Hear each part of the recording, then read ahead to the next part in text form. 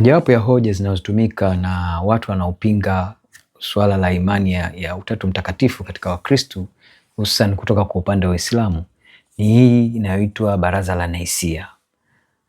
Kwamba Waislamu na baadhi ya vikundi vidogo sana vya Wakristo vinadai kwamba hili Baraza la Naisia, au katika Kiingereza inaitwa Nicene Council, the Council of Nicaea, ndio lilikuwa lililotunga huu Utatu Mtakatifu. Kwamba unaposoma maandiko, kwa mfano katika Agano Jipya hata Agano la Kale, huoni kitu kinachoitwa moja kwa moja Utatu Mtakatifu. Na kwa hiyo hii ilikuwa ni imani iliyojengwa na kikundi cha Wakristo mwaka 325 katika ule mji wa Naisia. Na hii ndio hoja yao kwamba hii Nicene Council, tunaita Baraza la Naisia, ndilo lililotunga huu Utatu Mtakatifu. Sasa leo tutaangazia haya madai ya hichi kikundi, pamoja zaidi hasa na Waislamu wanaofundishana wenyewe kwa wenyewe na kuleta hii hoja kwa Wakristo kwamba yana ukweli wowote. Kwa hiyo tutaangazia hili Baraza la Naisia, na kiasi fulani pia tutaangazia Baraza la Konstantinopo. Baraza la Naisia liliitishwa mjini Naisia, ambao ni mji uko katika Uturuki ya sasa. Kwa sasa hivi huu mji unaitwa Iznik. Liliitishwa na aliyekuwa mtawala wa Roma, Konstantini wa kwanza, wakati huo mwaka 325.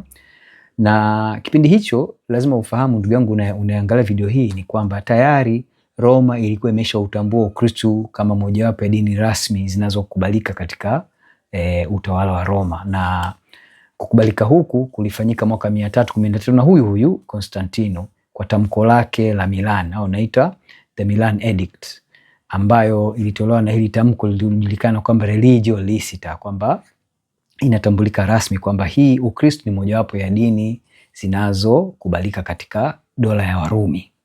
Sasa huyu mtawala Konstantini aliitisha hili baraza akiwa kama mkuu wa dola ya Kirumi. Alitoa wito kwa baraza la maaskofu wakati ule, viongozi walikuwa wa Kikristo, kwenda kujadili mzozo ambao ulijitokeza kule mjini Alexandria, Misri ya sasa. Na kwamba yeye nia ya Konstantini haikuwa ya kidini. Kwake yeye alikuwa anaona kushaanza kutokea mzozo mkubwa ambao ulikuwa unahatarisha amani na hali ya kisiasa kwa wakati ule. Wakati huu Konstantini anaitisha hili, anatoa maelekezo haya kwamba kuwe kuna baraza hilo. Yeye alikuwa bado mpagani, alikuwa hajakuwa Mkristo, japo alikuwa alishasimamisha mambo ya mauaji ya Wakristo na aliukubali rasmi. Sasa ndio ilikuwa kusudio lake kubwa. Lakini baraza hili liliitwa wakati ule katika huu mji wa Naisia, na kama nilivyosema ulitokana na ule mzozo uliotokea mjini Alexandria. Na mzozo huu ulitokea kutokana na mafundisho ya padri mmoja aliyejulikana kama Arius. Huyu Padre Arius alikuwa ni padri yuko katika ule mji wa Alexandria, ambao kwa kipindi hicho ndio ulikuwa kitovu kikubwa cha mambo ya imani, teolojia, na mambo mengine kama hayo. Kwa hiyo vuguvugu nyingi za imani hasa kwa upande wa Kristo zilikuwa katika Alexandria, na ndio ilikuwa kitovu kikubwa pia cha elimu. Maana wakati huo kulikuwa kuna maktaba kubwa sana. Kwa hiyo watu wengi kutoka maeneo mbalimbali katika hii dola ya Kirumi walikuwa wakienda huku mjini Alexandria kujifunza, kusoma na pia kupata ufahamu mkubwa. Kwa hiyo Alexandria ilikuwa ni sehemu muhimu sana katika ushawishi, hata katika siasa, katika teolojia na mambo kama hayo, na elimu pia. Sasa huyu Padre Arius yeye alikuwa ni mtu mwenye msukumo mkubwa na ushawishi mkubwa sana, na alikuja na dhana ambayo ilianza kuleta mpasuko mkubwa ndani ya waumini wa Kikristo katika kanisa la wakati ule, na aliungwa mkono na aliyekuwa askofu akiitwa Eusebius wa Nikodemia. Sasa Arius akiwa ni padre aliyokuwa Alexandria, alikuwa chini ya askofu anajulikana kama Alexander, na kulitokea mtafaruku. Kwa hiyo baada ya kupewa maelekezo na huyu mtawala wa Roma Konstantini, kukaitishwa hili baraza ambalo linajulikana mpaka sasa kwamba Baraza la Naisia. Ndio baraza la kwanza linatambia, yani tukisema katika Baraza la Naisia hili halikuwa peke yake, hili ndio lilikuwa la kwanza, lakini kuna Naisia ya pili. Kwa hiyo tunazungumzia hii baraza la kwanza la Naisia. Sasa Baraza la Naisia lilikuwa na malengo makubwa matatu ya kuyajadili na kuletea ufumbuzi. Kwa mfano, mada kuu kabisa ilikuwa ni kutatua mzozo huu wa Arian, yani kama kwa Kiingereza wanaita Arianism. Na na mzozo wenyewe ulihusu hasa juu ya asili ya Bwana wetu Yesu Kristo, kwa sababu huyu Padre Arius alifundisha mambo kadhaa, nitakuja kuelezea hapo mbele kidogo. Jambo jingine la pili ilikuwa viongozi wa kanisa wanakaa kukubaliana juu ya tarehe rasmi ya Pasaka, kwa sababu wakati huo, kumbuka, dola ya Wayahudi walikuwa wameshatawanyika kutoka kule Yerusalemu na kutoka Israeli yote, wametawanyika kila pahala. Kwa hiyo kanisa sasa lilianza kufikiria kuitoa sherehe ya Pasaka kutoka katika kalenda ya Kiyahudi kwenda kalenda ya Kirumi. Kwa hiyo walikaa, mojawapo jambo lilikuwa ni kukubaliana tarehe rasmi ya kuitoa hii sikukuu ya Pasaka kutoka kalenda ya Kiyahudi kwenda katika kalenda ya Kirumi. Kwa hiyo ilikuwa ni hoja ya pili. Hoja ya tatu ilikuwa ni kuunda kanuni na mfumo wa uongozi na nidhamu katika kanisa. Haya ndio yalikuwa mambo makubwa matatu ya kujadili, lakini kubwa zaidi lililofanya hili baraza liitwe ilikuwa ni ule mzozo wa Arian au naita Arianism. Sasa mzozo wa Arian ulikuwa unahusu nini? Mzozo huu hasa ulikuwa ni mzozo wa kiteolojia na ulitokana na mafundisho yale, kama nilivyosema pale mwanzo, mafundisho ya padre alikuwa akiitwa Arius wa Alexandria kule Misri ya sasa. Padre Arius alifundisha mambo yafuatayo kuhusu Yesu. Alisema kwanza kwamba yeye anasema Yesu aliumbwa na kwamba Yesu ndio kiumbe wa kwanza kuumbwa na Mungu kabla ya kuumbwa vitu vyovyote, na kiumbe kilichokuwa bora kuliko vyote. Hili ni jambo la kwanza. Alifundisha pia kwamba Yesu hakuwa na asili moja na Mungu Baba, na kwamba kuna wakati Yesu hakuwa Mungu. Japo Arius alisema kwamba Yesu alikuwa na Mungu lakini hakuwa Mungu toka mwanzo, na kwamba hakuwepo milele. Kwa hiyo yeye huyu Yesu ni kiumbe bora kabisa cha Mwenyezi Mungu na kiumbe kilichoumbwa mwanzo kabla ya viumbe vingine vyote. Lakini jambo jingine alisema kwamba Yesu huyu alikuwa na hadhi ya juu zaidi kuliko wanadamu, lakini hakuwa na hadhi sawa na Mungu. Kwa hiyo kama nilivyosema pale mwanzo, huyu Padre Arius alipata kuungwa mkono na askofu aliyejulikana kama Eusebius wa Nikodemia. Sasa baraza hili lilivyoitwa, walihudhuria takriban maaskofu kama 318 hivi, na mojawapo ya maaskofu alishiriki, askofu huyu alikuwa Arius alikuwa chini yake, huyu askofu wa Alexander ambaye ndio alikuwa askofu wa hili jimbo la Alexandria. Lakini pia yule askofu Eusebius wa Nikodemia naye pia alishiriki. Arius naye pia alishiriki pamoja na shemasi mmoja alikuwa maarufu sana, alikuwa akijulikana kama Athanasius. Huyu shemasi Athanasius wakati huo akiwa shemasi, yeye pia alikuwa ametokea Alexander na alikuwa mpinzani mkubwa wa huyu Arius. Hawa wawili Arius na Athanasius hawakuwa na haki ya kupiga kura katika lile baraza, lakini walikuwa mojawapo ya watu ambao walishiriki katika mdahalo, na walikuwa washiriki wakuu wa mdahalo, kwa sababu huu mzozo ulishinikizwa sana na huyu Arius pamoja na Athanasius. Athanasius yeye alikuwa akipinga vikali haya mafundisho ya Arius, na baadaye sana huyu Athanasius baadaye alikuja kuwa askofu wa huu mji wa Alexandria pia. Lakini wakati huu Alexander ndio alikuwa askofu wa Alexandria wakati huo, ambako huyu Arius alikuwa ni padre huko.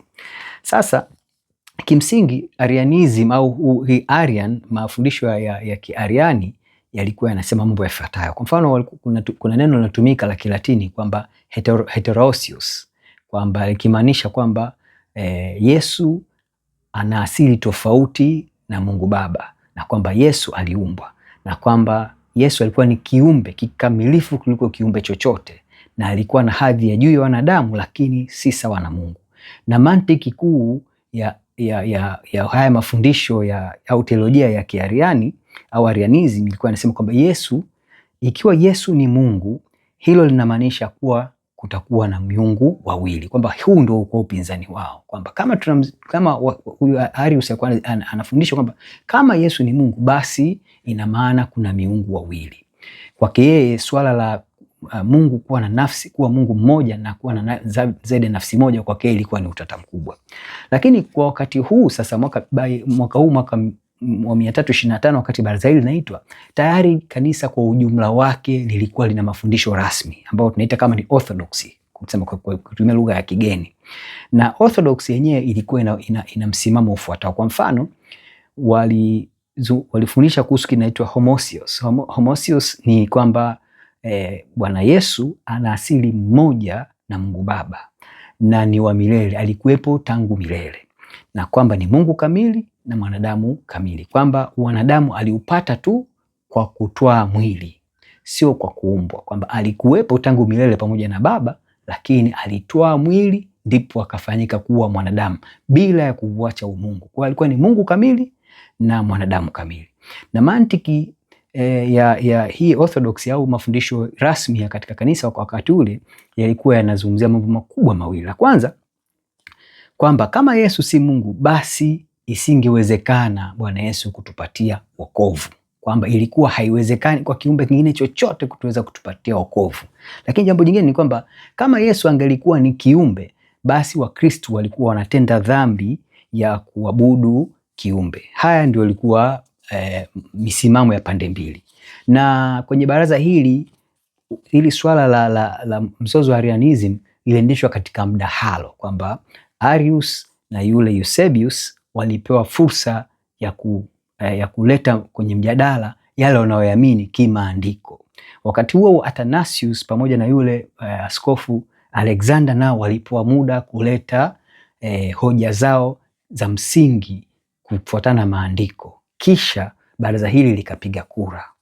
Sasa mwishoni, baada ya mjadala mrefu na wote pande zote mbili hizi kuleta hoja zao kimaandiko, nasisitiza kimaandiko, kwa sababu nikukumbusha jambo moja, kwa kufika mwaka huu wa 325, hii ni karne ya 4, tayari vitabu vyote vya Biblia vilikuwa viko rasmi. Katika vitabu vyote vya Agano Jipya vilikuwa tayari viko rasmi na vinatambulika na Wakristo wote wakati ule. Sasa matokeo ya baraza hili yalikuwa kama yafuatazo. Kwa mfano, maaskofu wote kasoro wawili tu ndio walipiga kura kukataa mafundisho ya Arius. Yani alikataa mafundisho ya Arius na kutangaza kwamba mafundisho haya ni potofu na kwamba ni uzushi. Kwa hiyo hii ndio ilikuwa mmoja wapo katika wale maaskofu wawili waliopiga kura kukataa, kukubaliana na Arius, alikuwa ni yule askofu, kama nilivyosema, askofu Eusebius alikuwa ni mmoja wapo. Kwa hiyo kati ya wale maaskofu 318 ni maaskofu wawili tu ambao walikubaliana na yule Padre Arius. Wengine wote 316 walipinga mafundisho ya Arius. Na ingine pia ni kwamba Arius alipigwa marufuku kuendelea kutoa huduma kama kasisi wa kanisa. Kwa hiyo alifungiwa rasmi. Mpaka kwa kawaida katika kanisa unafungiwa mpaka pale utakapotubu na kurudi, tunaita kurudi kundini. Lakini pia baraza likatengeneza kitu kinaitwa kanuni ya imani. Kabla ya hapo kulikuwa kuna kanuni kadhaa kanisa lilizitumia kutoka katika karne ya kwanza ya kanisa, lakini safari hii ili baraza la Nisia likatengeneza kanuni rasmi ya imani ambayo inajulikana kama kanuni ya imani ya Nisia, the Nicene Creed katika Kiingereza. Kwa hiyo hii ilitungwa ili Wakristo wote wafundishwe na kuitumia katika ibada zao kuwa sehemu ya misingi ya imani yao. Sasa hoja moja nataka niwaambie kitu kimoja, ni kwamba kwa nini watu wanaokuja kusema kwamba hii baraza la Nisia ndio lileka hii hoja au mafundisho ya utatu, kwa nini hoja hii ni dhaifu? Ni kwa vitu kama vifuatavyo. Kwa mfano, mjadala huu wa Arianism ulikuwa ni mjadala wa ontolojia, yani dhidi na haikuzungumzia kuhusu upweke, yani haikuwa kuhusu tunaita utatu dhidi ya umoja katika Mungu. Haikuwa mjadala huo. Mjadala huu ulikuwa juu ya asili ya Yesu Kristo. Haukuwa mjadala baina ya kanisa liamue aidha linaamini katika umoja wa Kristo, umoja wa Mungu, upweke wa Mungu au utatu katika Mungu. Mjadala ulikuwa unahusu asili ya Yesu Kristo. Na mjadala huu kimsingi ulikuwa na pande mbili tu. Pande moja ambayo ilikuwa inasimamiwa na Athanasius ambaye alikuwa akiupinga mafundisho ya yule Padre Arius, na Arius ambaye alikuwa anakuja na mafundisho ambao kwa wakati alikuwa ni mafundisho mapya. Na pia hoja nyingine ya pili, ukumbuke kwamba hata sasa bado kuna baadhi ya madhehebu yanayojiita ya Kikristo ambayo yana imani ambayo yanataka kuendana na haya ya Arianism. Kwa mfano hao mashahidi wa Yehova au wa Mormons, nao imani zao zimefanana sana na hizi imani za yale mafundisho ya wakati ule ya Arianism. Na jambo jingine ambalo linaonyesha kwamba si sahihi kusema kwamba Naisia ndio lilitunga imani ya Utatu Mtakatifu, kwa sababu imani ya utatu yalikuwa tayari yapo toka karne ya kwanza. Kwa mfano katika mojawapo ya mababa wa kanisa wakati ule, Tertullian, ambaye aliishi kati ya mwaka 155 mpaka 220, tayari alikuwa mafundisho yake yanajulikana kabisa katika Wakristo kupitia kile kitu ambacho alikiita Trinitas katika lugha ya Kilatini. Na mababa kadhaa wa kanisa, kwa mfano Origen na Ignatius, hawa wa karne ya kwanza na ya pili, nao pia walikuwa wanafundisha kuhusu uwepo wa tatu katika umungu mmoja. Walikuwa na mafundisho yao yalikuwa yanaeleweka na yanakubalika katika Ukristo. Kwa hiyo Arius yeye alipokuja kufundisha kupinga hoja ya Kristo kuwa Mungu na Mungu kweli na mtu kweli, ilikuwa ni mafundisho mapya yaliyoingia katika kanisa, na ndio sababu ya kanisa kukaa. Swala jingine ni kwamba katika baraza hili la Naisia, swala la Roho Mtakatifu halikujadiliwa kabisa, kwa sababu kama nilivyosema pale mwanzo, haikuwa mjadala juu ya nafsi moja au utatu katika Mungu. Hili halikuwa hoja. Hoja ilikuwa ni asili ya Yesu Kristo. Na pia hapakuwa na hoja iliyojadili kuhusu kwamba Yesu alikuwa ni nabii tu na ni mwanadamu. Hii hoja haikuwepo, kwa sababu hata huyu Arius, pamoja na kwamba alikuwa anazungumza kwamba Bwana Yesu alikuwa ni kiumbe, lakini alikuwa anasema ni kiumbe ambacho baadaye kilipewa hadhi ya Mungu, kwamba Mungu aliyekiumba alikuja akakipa uwezo wa kimungu. Kwa hiyo alikuwa anasema yeye huyu Arius kwamba huyu Yesu japokuwa alikuwa na mwanzo, lakini alikuja akawa Mungu katika ukamilifu ule ambao Mungu alimuumba akampa umungu, kwa kuwa kilikuwa ni kiumbe bora kuliko viumbe vingine vyote, na ndio kilikuwa kiumbe cha kwanza Mungu aliyokiumba. Haya ni madai alikuwa ya Arius. Kwa hiyo mtu yote ambaye anakuja kuzungumza kwamba hili baraza la Naisia ndio lilotunga Utatu Mtakatifu, haangalii vitu vilivyokuwa vinajadiliwa katika lile baraza. Hakuna ukweli wowote huo. Sasa hoja nyingine huwa inaongezwa kwa wanaofundisha kuhusu baraza la Naisia kwamba ndio lilotunga imani ya Utatu Mtakatifu katika Wakristo. Wanakuja kuongezea kitu ambacho baadaye kilitokea. Kulikuwa kuna baraza jingine ambalo lilifanyika tena baadaye, ambalo lilikuwa linaitwa baraza la Konstantinople. Hili baraza la Konstantinople liliitishwa mwaka 381, na safari hii baraza hili liliitishwa la maaskofu kujadili mafundisho mengine ambayo yalijitokeza baadaye na kikundi ambacho kilikuwa kinajiita kama Pneumatormachianism. Pneumatormachianism yenyewe ilikuwa wanajiita kama ni wapambanaji wa roho, ambao wao walikuwa wanaamini na kufundisha kwamba Yesu ni Mungu kamili, lakini Roho Mtakatifu yeye ni kiumbe na ni nguvu tu fulani.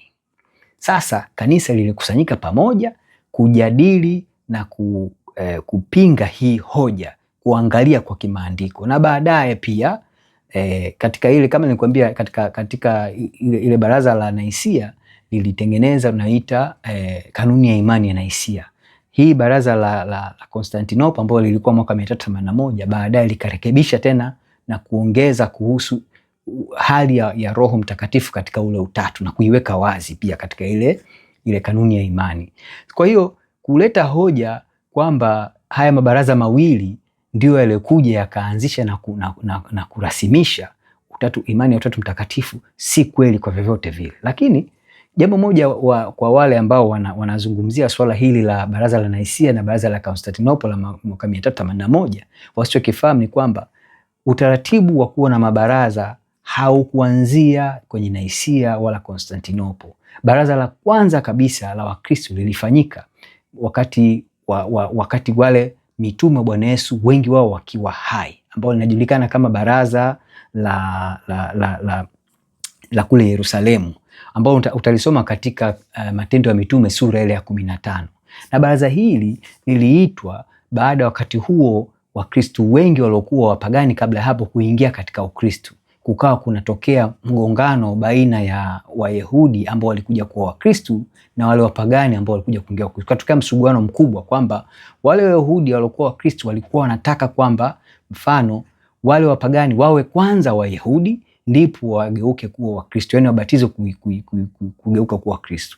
Sasa kukawa kuna mjadala ambao kuleta msuguano mkubwa, lakini baadaye mitume pamoja na baadhi ya wafuasi wa Kristo akiwemo Paulo walikaa katika baraza hili Yerusalemu chini ya yule aliyekuwa mkuu wa kanisa la Yerusalemu wakati ule, Yakobo, na kukaa na kujadili haya mambo, ambapo Paulo na Barnabas walitoa hoja nzito, pamoja na Petro pia alitoa hoja nzito akiwaelezea hata yale maono waliyopata, ambao huyu Petro yeye alipata maono fulani. Ukisoma katika kanuni za ukisoma katika Matendo ya Mitume unaona, lakini hasa kwenye hili baraza la Yerusalemu linasomeka katika sura ya 15 ya Matendo ya Mitume. Kwa hiyo utaratibu wa Wakristo kukaa katika mabaraza kujadili mambo fulani ambayo yanajitokeza katika kundi lao, au mafundisho mapya ambayo labda yanatokea ambayo yanakuwa yanaleta kwa kasi. Haya mambo yamekuwa yakifanyika mara kwa mara, na haikuwa mara ya kwanza kwa Nisia katika baina ya Wakristo. Kama nilivyokuambia, baraza la kwanza lilikuwa baraza la Yerusalemu miaka ile mwanzoni kabisa, miaka michache tu baada ya Bwana wetu Yesu Kristo kupaa kwenda mbinguni. Kwa hiyo ndugu yangu Mkristo na Muislamu ambaye ulikuwa unakwazika na hili, au wewe Muislamu ambao unaibeba hoja hii kwamba Utatu Mtakatifu ulitungwa katika baraza la Nisia na kupigiliwa msari na baraza la Konstantinopo, huu ndio ukweli wa kuhusu nini kilichojiri katika baraza hili la Nisia. Na wewe Mkristo nao pia ufahamu hivyo, hakuna ukweli wote kwenye hili.